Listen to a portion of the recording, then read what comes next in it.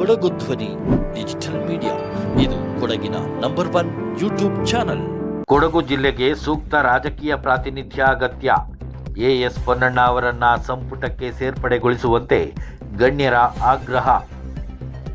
ದೇಶದ ರಕ್ಷಣೆ ಮತ್ತು ಕ್ರೀಡಾ ಕ್ಷೇತ್ರಕ್ಕೆ ಅಪಾರ ಕೊಡುಗೆ ನೀಡಿರುವ ಕೊಡಗು ಜಿಲ್ಲೆಯ ಸಮಗ್ರ ಅಭಿವೃದ್ಧಿಗಾಗಿ ಮತ್ತು ಜಿಲ್ಲೆಯ ಸಮಸ್ಯೆಗಳಿಗೆ ಧ್ವನಿಯಾಗಲು ವಿರಾಜಪೇಟೆ ಕ್ಷೇತ್ರದ ಶಾಸಕ ಎಎಸ್ ಪೊನ್ನಣ್ಣ ಅವರನ್ನು ರಾಜ್ಯ ಸಚಿವ ಸಂಪುಟಕ್ಕೆ ಸೇರ್ಪಡೆಗೊಳಿಸಬೇಕೆಂದು ಕೊಡಗಿನ ನಿವೃತ್ತ ಸೇನಾಧಿಕಾರಿಗಳು, ಒಲಿಂಪಿಯನ್ನರು ಹಾಗೂ ಗಣ್ಯರು ಮುಖ್ಯಮಂತ್ರಿ ಡಿಕೆ ಶಿವಕುಮಾರ್ ಅವರಿಗೆ ಬಲವಾಗಿ ಒತ್ತಾಯಿಸಿದ್ದಾರೆ.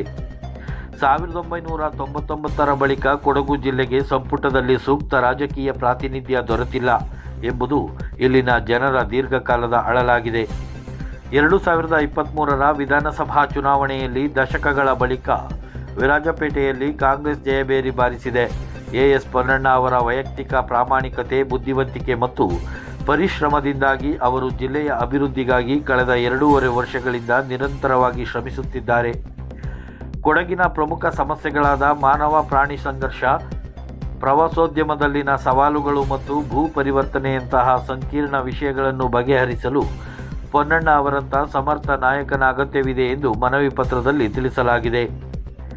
ಈ ಮನವಿಗೆ ಪದ್ಮಶ್ರೀ ಪುರಸ್ಕೃತ doctor MP Ganesh, brigadier Chenanda Chayyanna, air marshal BU Chengappa, lieutenant colonel PS Ganapathy, major general Arjun Muthanna, olympian MM Somaiah, major general Bachamanda Cariappa, lieutenant colonel Baleyada Subramani, brigadier Maletira A Devaiah ಮತ್ತು ಕರ್ನಲ್ ಸಿಪಿ ಮುತ್ತಣ್ಣ ಅವರು ಸಹಿ ಹಾಕಿದ್ದಾರೆ.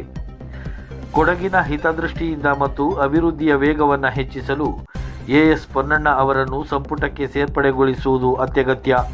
ಇದು ಜಿಲ್ಲೆಯ ಜನರ ಬಹುಕಾಲದ ಅಪೇಕ್ಷೆಯಾಗಿದೆ ಎಂದು ಗಣ್ಯರು ತಮ್ಮ ಮನವಿ ಪತ್ರದಲ್ಲಿ ರಾಜ್ಯ ಸರ್ಕಾರದ ಗಮನ ಸೆಳೆದಿದ್ದಾರೆ. ಅಲ್ಲದೆ ರಾಷ್ಟ್ರೀಯ ಕಾಂಗ್ರೆಸ್ ಪಕ್ಷದ ಅಧ್ಯಕ್ಷರಾದ ಮಲ್ಲಿಕಾರ್ಜುನ ಖರ್ಗೆ, ಕೇಂದ್ರ ಸರ್ಕಾರದ ವಿರೋಧ ಪಕ್ಷದ ನಾಯಕ ರಾಹುಲ್ ಗಾಂಧಿ, ರಾಷ್ಟ್ರೀಯ ಕಾಂಗ್ರೆಸ್ ಕಾರ್ಯದರ್ಶಿ ವೇಣುಗೋಪಾಲ್, ಕರ್ನಾಟಕ ಉಸ್ತುವಾರಿ ರಣದೀಪ್ ಸುರ್ಜೇವಾಲಾ ಅವರಿಗೆ ಪತ್ರ ರವಾನಿಸಿದ್ದಾರೆ.